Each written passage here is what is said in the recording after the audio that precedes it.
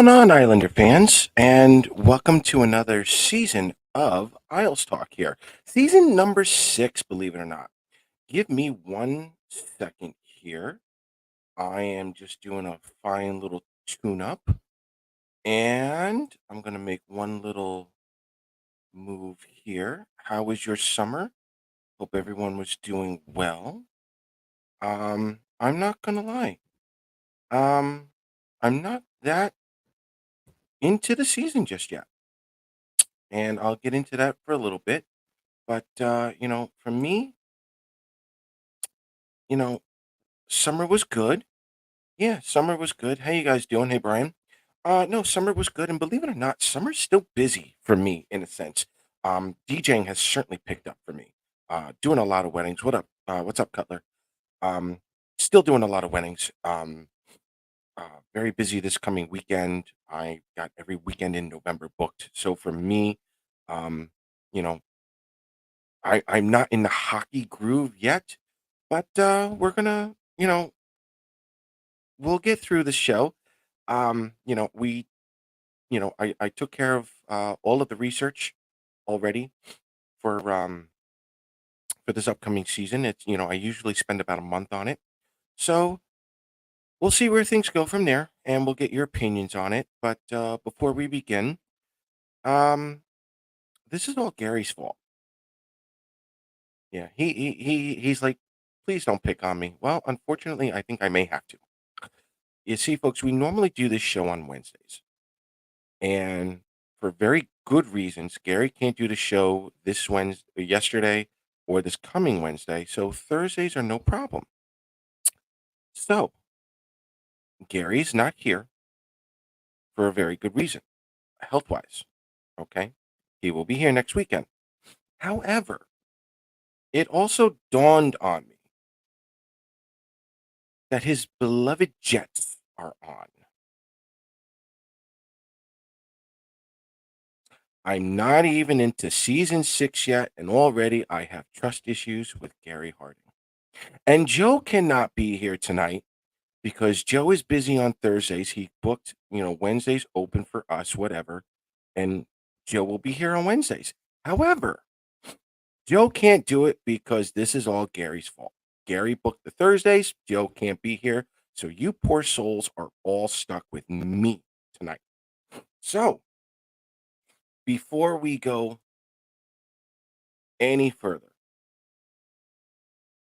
um, all of us here at Isles Talk would like to express our sincere condolences going out to Matthew Gaudreau, Johnny Gaudreau, and the entire Gaudreau family, former Bridgeport Sound Tiger, and of course, more popular Worcester Railer forward. Played close to 90 games with the Railers, did very well for when he was here. Matthew also played roughly 17, 18 goals for the Sound Tigers when he was here.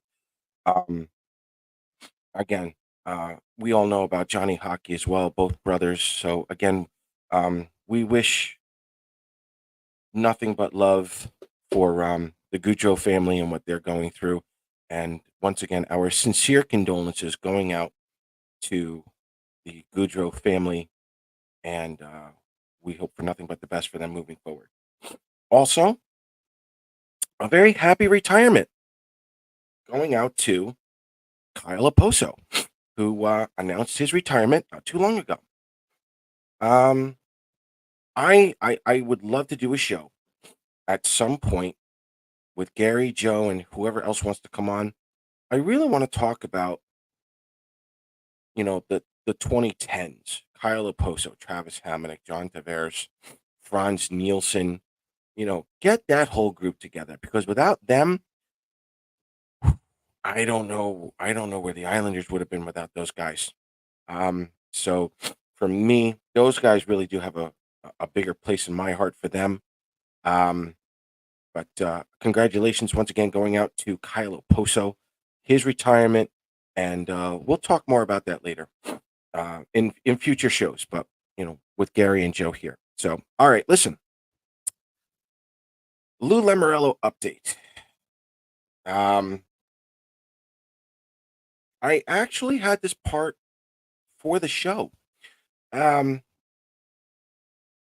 Joe and I were told by a reliable source, and it's reliable meaning we've known this person the last couple of years. There's a lot of trust involved. Um, Lou Lamoriello essentially is not going anywhere for the next 2 seasons, including this one. And I put update in quotes because last year it was basically the same thing we had said last year. He is going to be the general manager through the 25-26 season. And what happens after that? The Islanders financial, not the the Islanders village is supposed to be completed. The All Star game is going to be over uh, next season. You're also going to have the end of the CBA. Just a lot of things just made sense and whatnot concerning Lou Lamoriello. And with Patrick Waugh having 2 years left as well, I understand some of the people who have said, well, it kind of fits, doesn't it? To a point, yes. But Gary and I had this healthy conversation that if Patrick Waugh can do anything with the Islanders, whether it be a divisional finals, conference finals, any kind of deep run for the Islanders over the next 2 seasons, you've got a team like Montreal or Ottawa who could be ready to have that next coach come in to help them take that next step, take that next level. And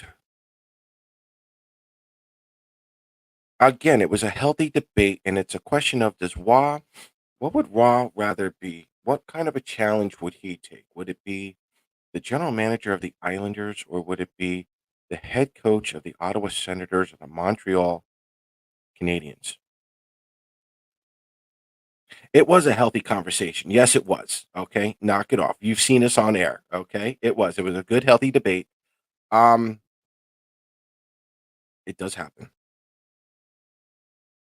For me, I can't see him staying on Long Island, especially if he has success. Canada has not won a cup yet. And to Gary's point, Edmonton was close last year. Edmonton's going to take another shot. But if Edmonton doesn't win next year, you got to start looking at some of the other teams. Maybe Vancouver, maybe Ottawa, maybe Montreal. Yeah, there he is. No, no, no, no. This is not conspiracy theory here, Robin. Okay, because we were also told that Patrick Waugh, there are no plans to make Patrick Waugh the GM of the New York Islanders. That was part two. So Lou Lamoriello is going to be right now the general manager for the next 2 seasons, and there are no plans to make Patrick Waugh the next GM. None.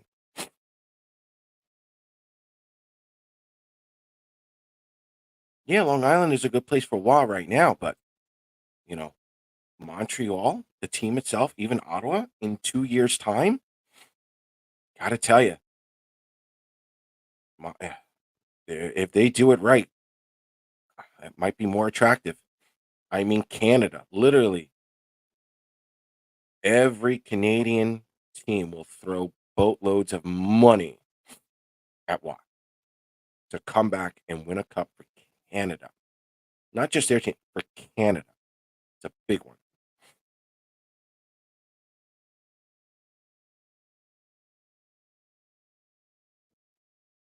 Why not? Why not? Montreal over the next 2 or 3 years, boys and girls, they're going to be that much better. I'm telling you, they've got the prospects. He is. He is. If there's any kind of success with the Islanders, even if he wins a Jack Adams Award, bingo, he's right back in it. And they have the speed. Clash with Kent Hughes. Maybe. Will Kent Hughes still be the GM now? That's going to be the question. Montreal has to have some kind of succession going on. I can go along with that. Have him win the cup on Long Island first. Absolutely. Absolutely. We have them both right now for the next 2 seasons. That's pretty much the bottom line. If you don't believe us, that's fine too. Just to let you know, we did try to warn you, and the suffering you're going to put yourselves through is definitely on your own. We're trying to not make it worse, but in this case, you know, you've been prepared. So, and believe it or not, one of the other reasons why I wanted to know about Lou and his future and whatnot does actually pertain to this year's Islanders team, this whole season. And I'm not going to go into great detail tonight because I do want Gary here. I do want Joe here at some point. But when I was doing the research on the Eastern Conference, well, the NHL as a whole, but the NHL Eastern Conference specifically, the one thing I noticed, especially in the Metro, was that there was a lot of retooling. I mean, a lot of retooling. Very few teams, every team got younger. Let's just get it that way. Every team got younger, including the Islanders, whether you want to believe it or not. Matt Martin may skew the numbers a little bit. Okay, let's just be honest. He's approaching 1,000 games. He's going to skew the numbers, but you get what I mean. And the numbers are skewed to the point where I think every blog that needs rumors to get those hits up, I think there's going to be plenty of them this season, especially with those Metro teams. The only teams that really stayed the same, the Devils. And when I mean by staying the same, I looked at this year's numbers compared to this time last season. So let me add that in. The Devils stayed the same. Pittsburgh dropped, but they're still old. The Islanders dropped. They're not as old. The Rangers and Washington are setting themselves up for trades later on. And then when I look at the Atlantic Division as a whole, I'm screaming goaltending. Like goaltending is going to get them somewhere. And I think you have to take a look at Ottawa, but we'll get into the Eastern Conference later on. So if we're going to have a little fun here, for the fans who want Lou Lamoriello gone, you may have to do a whole heck of a lot of praying because I think you're going to need a massive catastrophe to happen to this organization in order for the Islanders to absolutely bomb.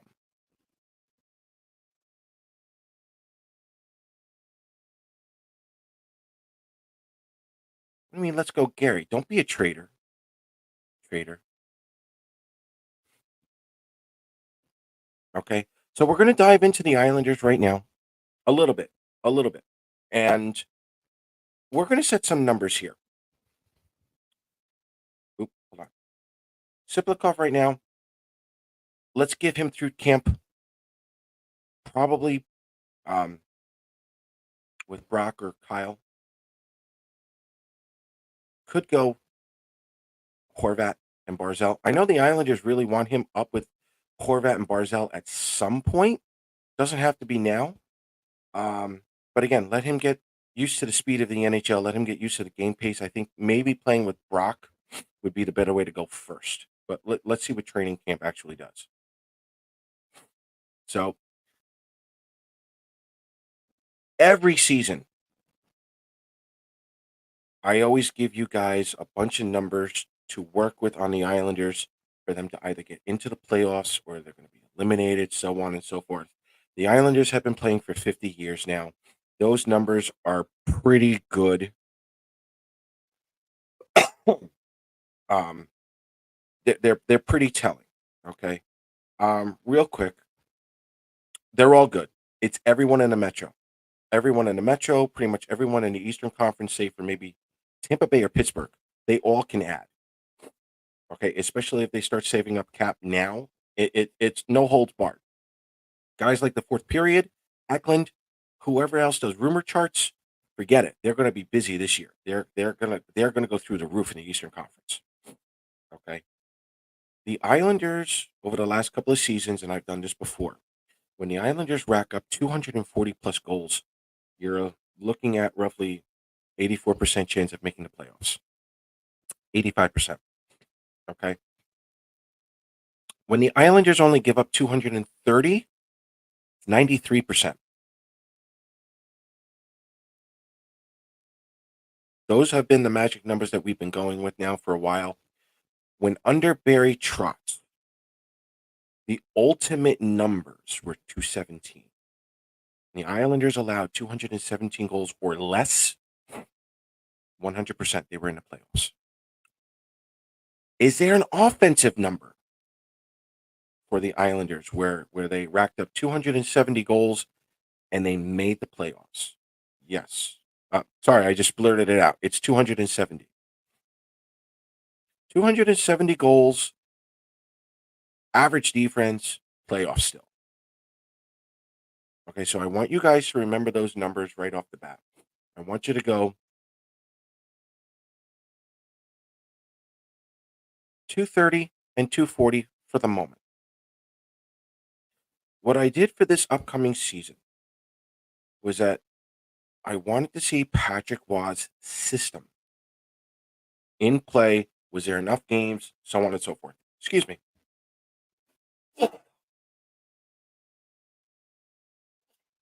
Allergy attack. Okay.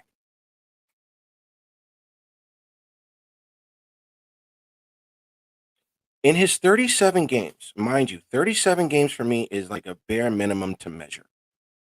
But when I looked at the rest of the Islanders' totals, I could work with it. Okay. So let's take a look at Patrick Waugh's numbers real quick. Well, I'll tell them to you. You guys get to listen. Patrick Waugh during the 37 games that he coached, if you put it to a full season, the Islanders racked up 250 goals. Okay. Not bad. The Islanders ended up with, if I'm not mistaken, 240 something, 245. Ooh, okay. The goals allowed during that 37 game stretch, they were on pace to give up 242 over an 80 game season. The Islanders ended up giving up 245 for the season, combined with Lambert um and Watt. So the numbers kind of matched, which is actually making this all easier for me this coming season. What was I looking for? What's the new benchmark to get the Islanders not even into the playoffs? But you've heard Matt Barzell. He doesn't want to wait for like the last 2 weeks or the last week to get into the playoffs. What are the secret numbers here? Well, let's do it like this. And this is very simple.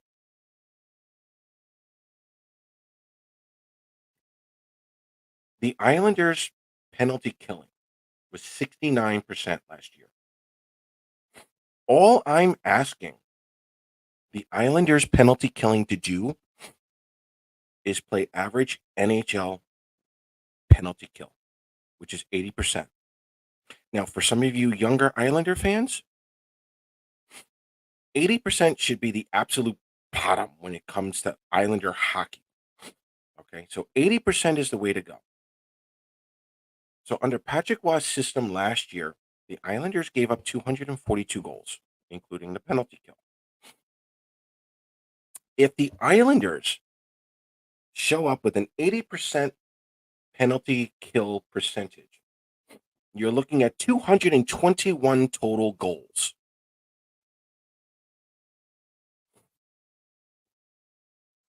With an average penalty killing. Remember my favorite number, 217. 217 or less, the Islanders make the playoffs basically 100% of the time. And all I'm asking the Islanders to do is have an average penalty kill. That's it. An average NHL penalty kill. 221. On the power play, Patrick Waugh's offense got them close to 250 goals during the season. Over, stretched out. Good percentage. Islander fans haven't seen 250 probably since Doug Weight. It's been a while, right? If the Islanders have an average power play, tack on 6 more goals. 256. Yep. 256. I'm not asking, and fans should not be asking for anything major at this point. A full season of Patrick Waugh. A full season of, the coaching implemented, whatnot. You get average power play. You get average penalty killing from this team. You're looking at all the numbers that I have been hoping for. Do I think the Islanders can rack up 260 goals? Yep. Yep. I'm not even including Siplikov yet. That's the amazing part, boys and girls. I haven't even mentioned Siplikov. Well, we have mentioned Siplikov briefly with Cutler. But the defense itself, if the defense can stay healthy, we're good. The defense showed up with Patrick Waugh there. 5-on-5, everything was good. A full season of Mike Riley will help. And let's be honest. Thank you, Dave. This was an excellent segue. Penalty kill needs Sorokin. And I'm going to steal Rob Taub's line. If Sorokin can come back and have any kind of a revenge tour, hmm.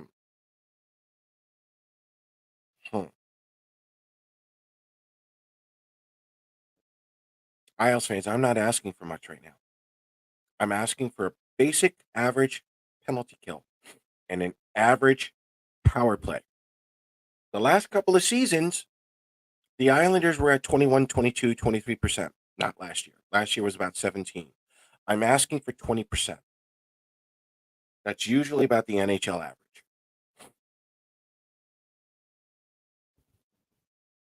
We get that plus 30 goal differential. I don't care who scores. I don't care who scores, but they have to score. They do have to score more goals. But I think they all have the tools to do it.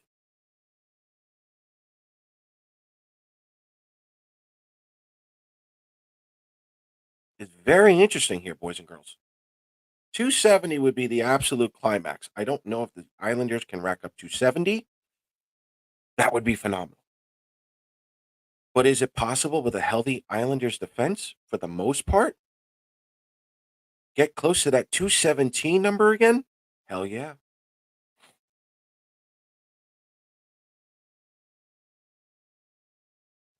Sorokin healthy.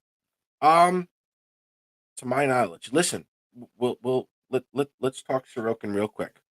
Um, should Patrick Waugh have said what he said? Probably not. Let's just be honest.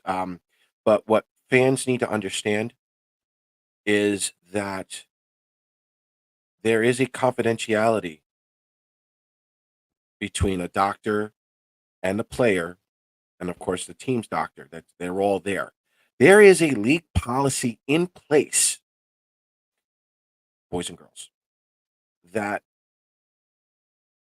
does not allow the media and fans to know certain injuries at certain times during the season. It's in place. So was Lou lying to you? Probably not. Did he stretch the truth? Probably. Is he supposed to do that? Yes. What Patrick Waugh and Lou Lamoriello both said at the end, they both sounded like he was going to be ready to go by game one. But Ethan Sears had a great article from the New York Post with Rick DiPietro, and DiPietro basically said, look, do not come back until you're 100%, which I wholeheartedly agree. I'm sure every other fan agrees. Let him come back 100%. If he has to miss the first 5 games of the season, I have no problem playing Varlam off for the first 5 games. Come on now. He can do that.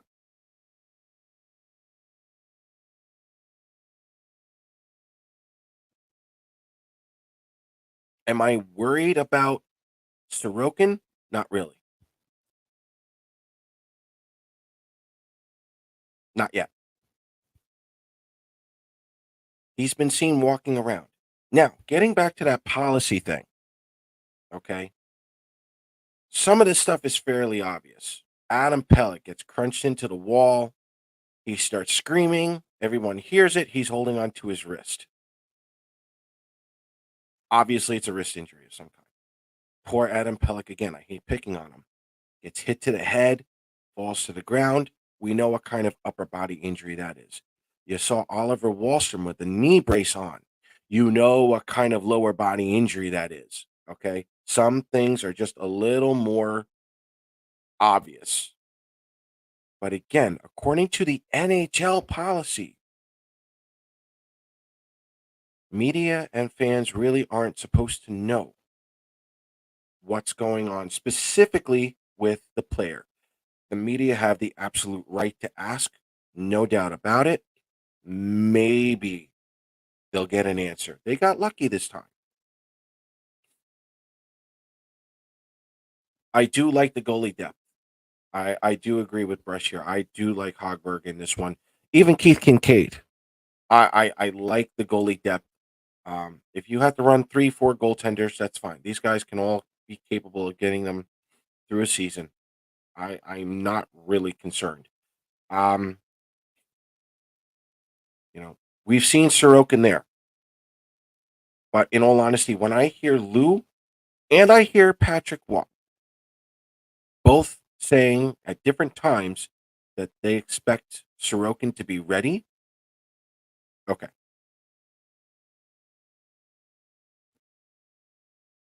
I'm all right with that.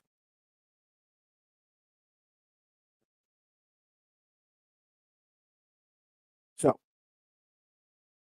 where does a plus 30 goal differential get you? Because that's basically what we're looking at, a bare minimum. If the Islanders get anywhere near 260 goals and they give up maybe 230 goals or less, you're looking at a plus 30, folks. Plus 30 in today's NHL is in the high 90s, low 100s, depending on the division. And as we have said before, this division did a massive retool. Thomas, I'm going to respectfully disagree. It is not the worst in hockey. Okay. The Columbus Blue Jackets before the tragedy were going to be a team to watch. Philadelphia is still going to be a team to watch. Okay. I would take Philadelphia over Anaheim and San Jose any day of the week. And depending on what Columbus does now for the rest of the season, I would probably put them ahead of Anaheim and San Jose any day of the week. Okay. Do not take just because it's the top 2 teams. That's atrocious. Each division is different, no doubt. But you can't tell me the worst division is the Metro. They are the most retooled team division, excuse me. They are the most retooled division in the NHL. There's no doubt about it. The Capitals are going to surprise you guys. Telling you right now. Pittsburgh, I don't know what they're doing yet. And for those of you who think I'm going to be the rah, rah, rah guy here for the Islanders, no. This is the Rangers division to lose. I'll tell you that right now. This is the Rangers division to lose. Rangers going to the conference final is an absolute bare minimum for them. I said it last year. Carolina, I thought they were going to get third or fourth place. It was still their division to lose. They ended up losing it to the New York Rangers. The Rangers this year have themselves set up for the start of this season to be the winners. It is their division to lose.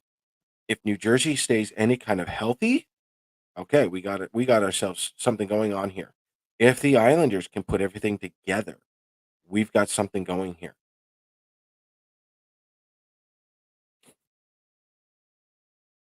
Our veteran D was beat up last year. A healthy season will be worth 40 goals against. You fix a power play. I'm sorry. You fix a penalty kill, Robin, from abysmal to average. Yeah, yeah, no doubt. And yes, Randy, I just mentioned the Devils as well. But again, we will dive more into the Metro next week with Joe and Gary. But I've talked to a lot of season ticket holders who are Devils fans. Um, they love the optimism, but they're very much in a "I'll believe it when I see it" mode. I believe Luke Hughes is still injured. Natchez is still injured at the moment from the Olympics. Um, Dougie Hamilton's got to get you a healthy season. There's a lot going on with the Devils, not just the goaltending, but they gotta be healthy. No doubt, Cutler. No doubt. But believe it or not, I actually didn't put TJ Oshie in with the numbers when I was doing Washington. There's a couple of kids right now from Hershey who are ready to step up and take over some of those numbers. Granted, Ovi is still probably going to have to get you 30 goals. If Ovi goes ballistic, Washington's going to be a tough handle. But we'll get deeper into that next week. Luke is still maturing. Jack is the key. Yeah, but Jack gets injured. Jack gets injured. That's what Devils fans have been telling me. Just gets injured. Play a healthy season. Absolutely. Absolutely. No way. No way. No. Thank God you don't bet money, Tom. I am so glad you don't bet money. No. No chance. No. So again, getting back to the Isles, I love the Duclair move. I thought it was easy. Um, Kudos to Patrick for bringing him in. Uh, I like the re-signing of Riley, but again, I think it's more coaching. A full season of a full season of Tommy Abilene. Get those numbers fixed. Get the Islanders to play average special teams, the bare minimum, and you're running six solid forwards, two solid, top six. Duclair can offset some of the pressure that was put on Brock to rock up, to put up 30, 35 goals. He may not have to this year. But again, if the defense stays any kind of healthy and Sorokin has any kind of a decent bounce back, it's there, guys. It's there. The other thing I'm going to mention right now, about this division, more specifically about the conference. You guys know I love to eliminate teams for fun after 10 games. You can't actually do it. But most of the time, people will tell you to start looking at the standings right around games 20. That's where you get a decent look at each of these teams. Okay. I'm going to change that this year because of the lack of games that each player has with each team. I'm going to give this a longer look. Okay. And I'm going to use Sean O'Donnell because I know he loves to call us Kool-Aiders, which is fair. But in this case, I'm actually going to mix Kool-Aid with a little bit of bourbon. Okay. And the reason why is I'm going to watch a little more patiently how the season progresses. Thanksgiving Cutler is usually the way I go. I may actually wait for that Thanksgiving line. I may put it to Christmas. That's how young the Metro really is at this point. I think the Metro needs to get a couple of games under their belts. I think some teams in the Atlantic need to do that as well. Um, I don't think I will eliminate anyone by Thanksgiving. It's going to be interesting. They're either all going to be gone, and this might turn into like a beer league, like real quick, or I think we're going to give some of these teams a little longer of a shot because I think if they can stick around, if they could all close, like stick around by Christmas, I think this trade deadline is going to be phenomenal. There's going to be a lot of news in it. Yes, yes. To your credit, Cutler. I have not even looked. I haven't done the numbers yet for Anaheim. I haven't done the numbers yet for San Jose. I haven't. I haven't. I will do it before we do their preview, but yeah. Duclair 30 goals this year. Maybe. Maybe. But and yes, all three of us, even Cutler, Rush, you guys, you all know this. If the Islanders get off to a great start, it needs to happen anyway. But I don't think that even after Thanksgiving, it's one of those situations where, oh my God, let's say for example, the Islanders are like in 10th place or 11th place by Thanksgiving.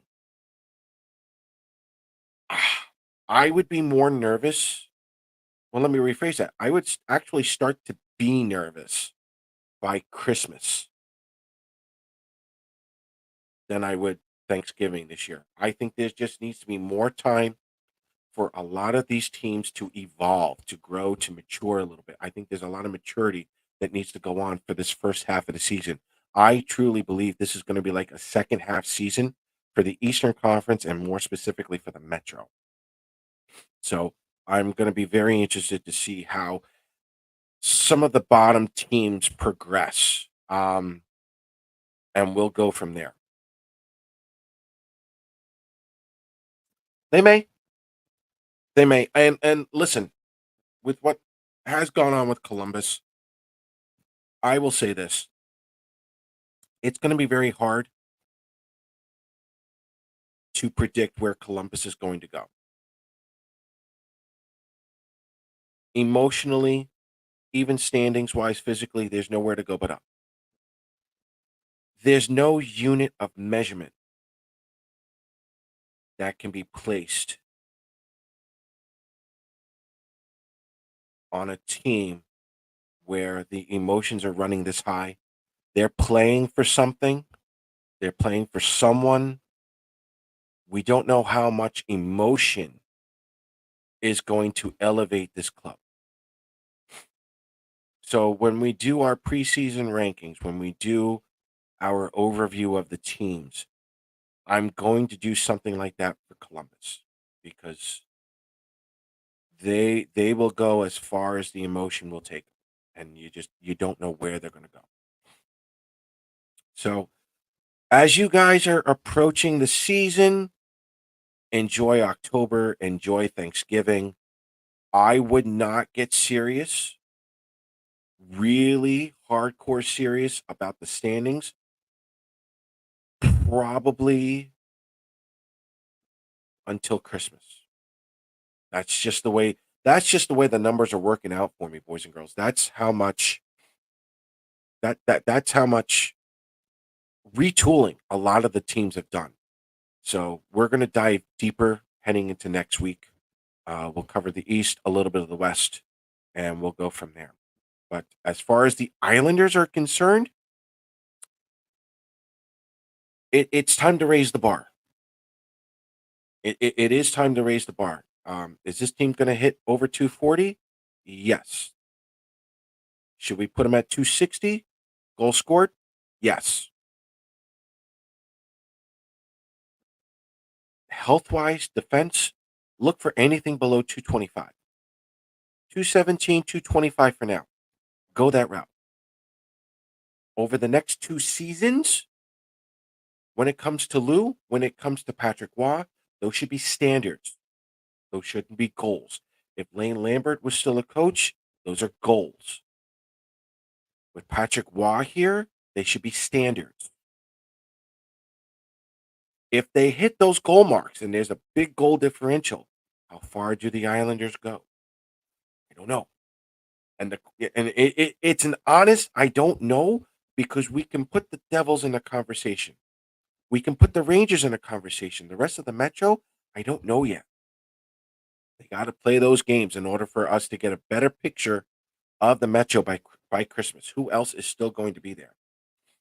The Hurricanes, they're one of those teams where it's like you lost a lot of offense. They still got that defense. They still got the goaltending. If they were to make a trade or two during the season, they could be right back in it. That's a classic example of if they put some tools together during the season, these playoffs are going to be phenomenal. And that's why I said at the beginning of the show, every rumor mill site is going to have a field day this year because of what's gone on. There's a lot of question marks. It's not that these teams are going to be bad. There's just a lot of question marks. There's enough experience on all these teams to keep them competitive. Islander fans may pull their hair out if,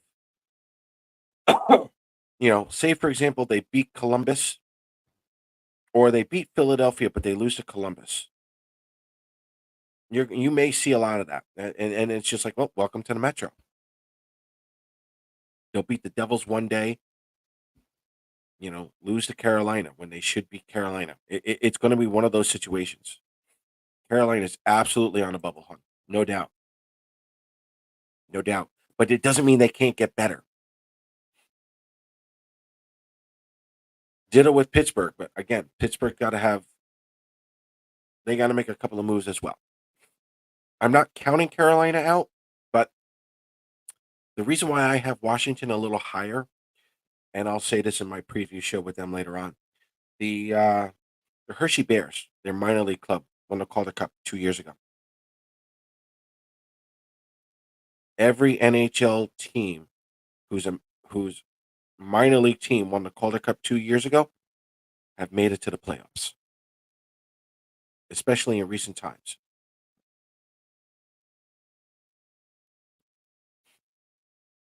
I think Washington's going to be a little more dangerous than people may want to realize. Philly, real quick. They racked up 87 points last year. Was there a little bit of overachieving? Yes, I would like to see the Flyers do that again. I don't know if they'll get there. Their goaltending is in question to start the season, but we'll dive into them a little later on. I agree, Kenny. I agree. That's what we're looking for. Consistency, and they should be better. But where are they going to go in the standings? Damned if I know. I really don't. I mean, let's be honest here. If Jonathan Quick doesn't have the same season, where are you putting the Rangers? Ah, good question, Cutler. This this year, boys and girls, for me,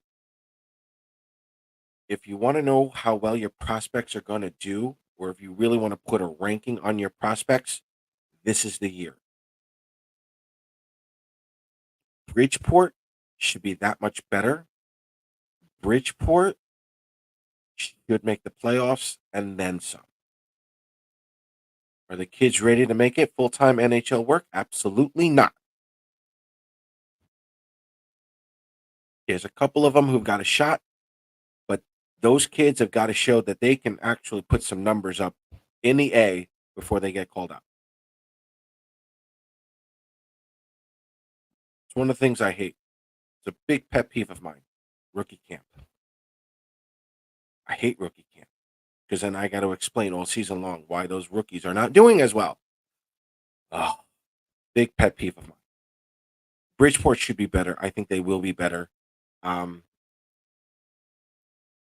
but we'll get into Bridgeport once we know who's on that team. Yes, but Philly also had Carter Hart, who's no longer on that team. So there's no goaltending.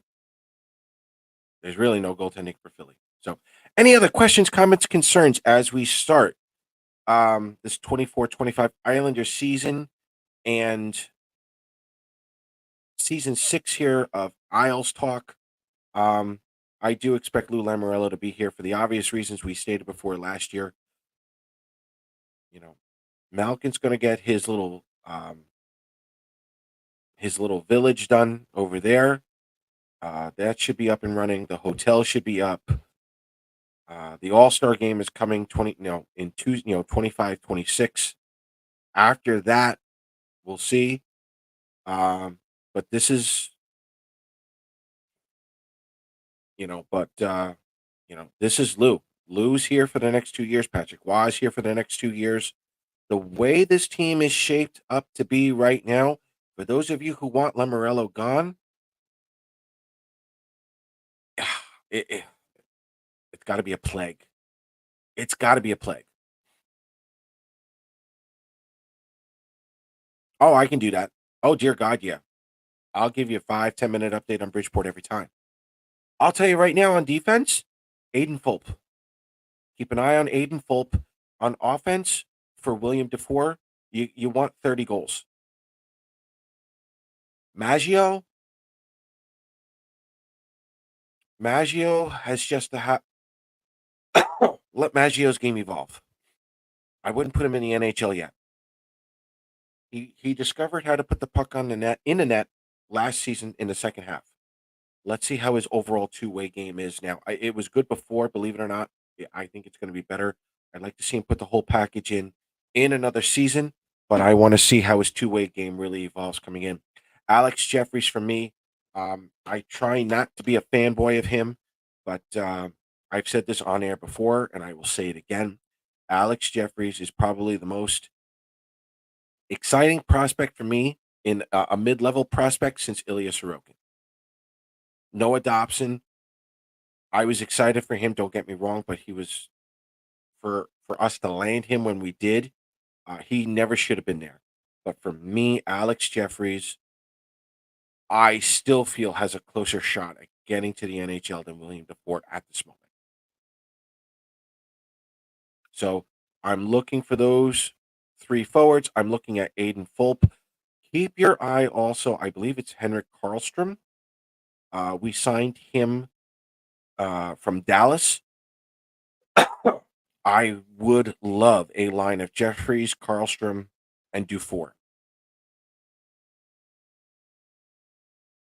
That would be a phenomenal line. Karlstrom for me could be a middle six. He didn't get the opportunity in Dallas strictly because of a numbers game. Dennis Chalowski is also taking a longer look, which is what I want to see as well. Towards the end of training camp, look to see the Bridgeport kids, whoever is there longer, Those are probably the kids who may have the next best chance of coming up. So, all right. Thank you, Cutler. I'll see you next week. Boys and girls, any other questions, comments, concerns? It is the start of Isles Talk. It is the start of New York Islanders hockey. It is the start of the Worcester Railers and the Bridgeport Sound Tigers. Hold on. Allergy attack.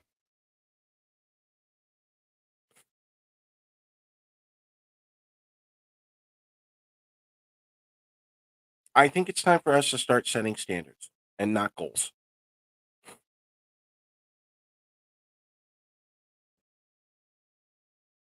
I think we're at that point.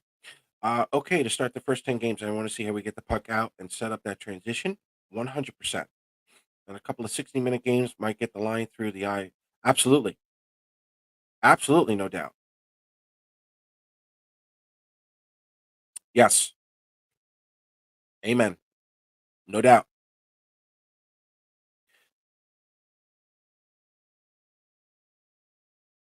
Yeah, I'll leave it at that. That was a perfect spot. Wally and Holmstrom. Um, from a player development and draft blogger, um, I would like to see the Islanders keep him as an extra forward this season. They gave him the extra money. Let's be honest. They gave him the extra money. I'm kind of hoping with the understanding that he would sit most games, get the practices, get the rust off, playing 100% healthy, which he has not done in a while. Despite all my praises for Alex Jeffries or William DeFore or whoever, if something were to happen on that right wing side, Oliver Wahlstrom would be that next player to just go right in and go for it. The Islanders don't have anybody else.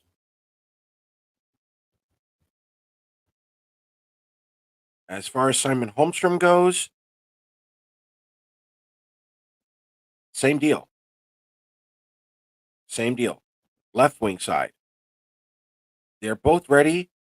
They're both playing a numbers game, but Bridgeport really isn't set yet in bringing up players to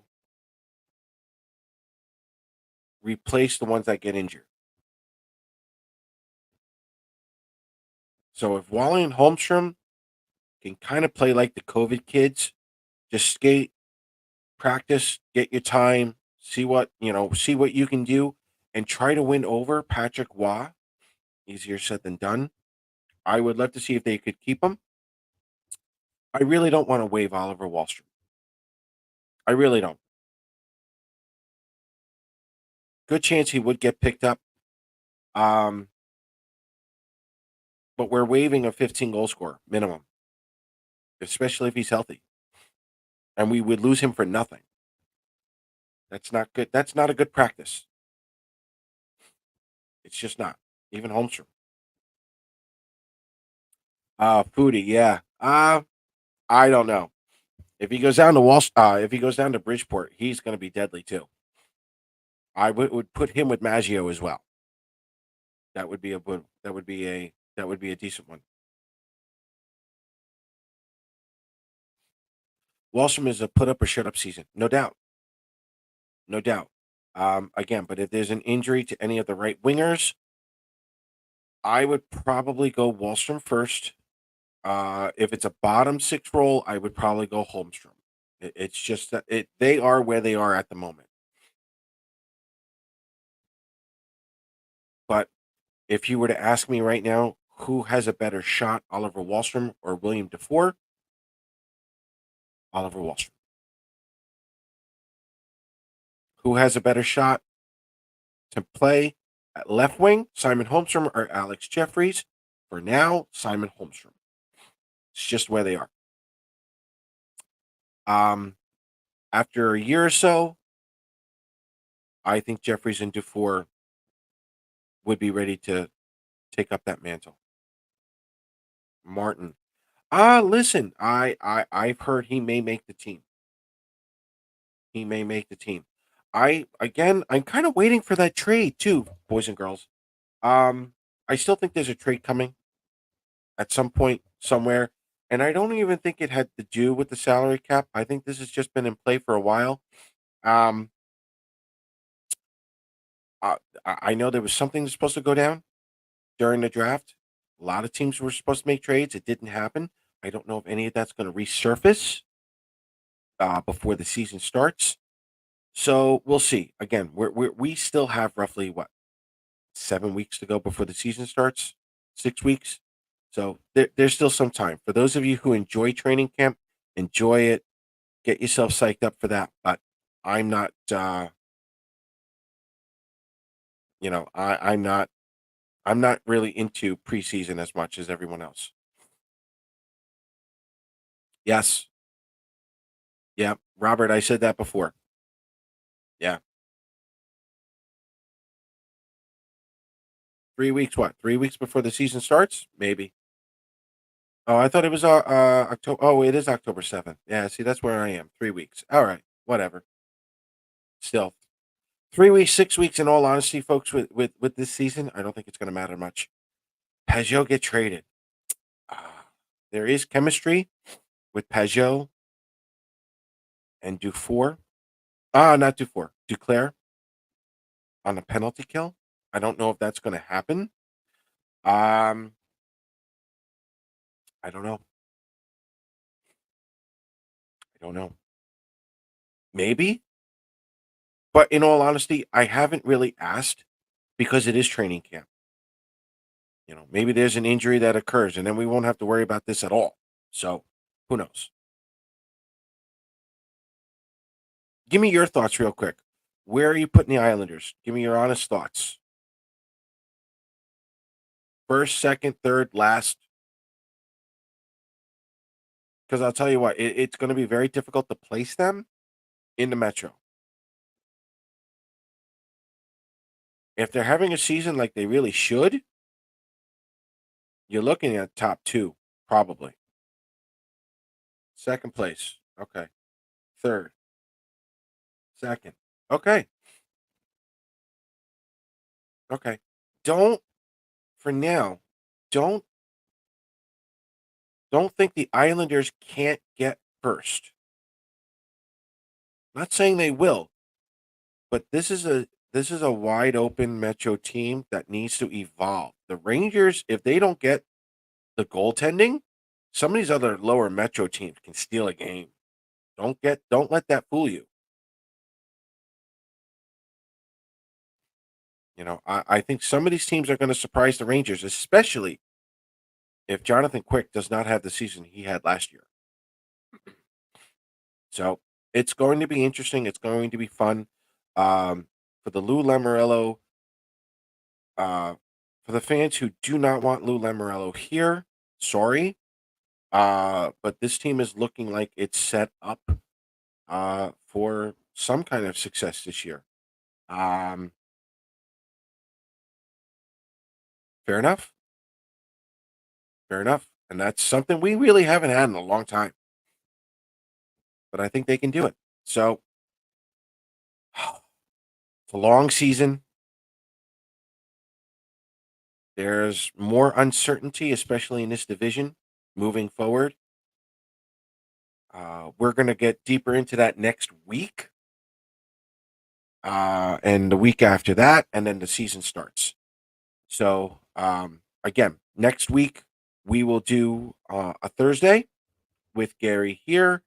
And then in 2 weeks' time, it will be me, Gary, and Joe on our regular scheduled Wednesday. So, with that, boys and girls, thanks for coming on. We'll see you next week. Let's go, Islanders, and let the fun begin.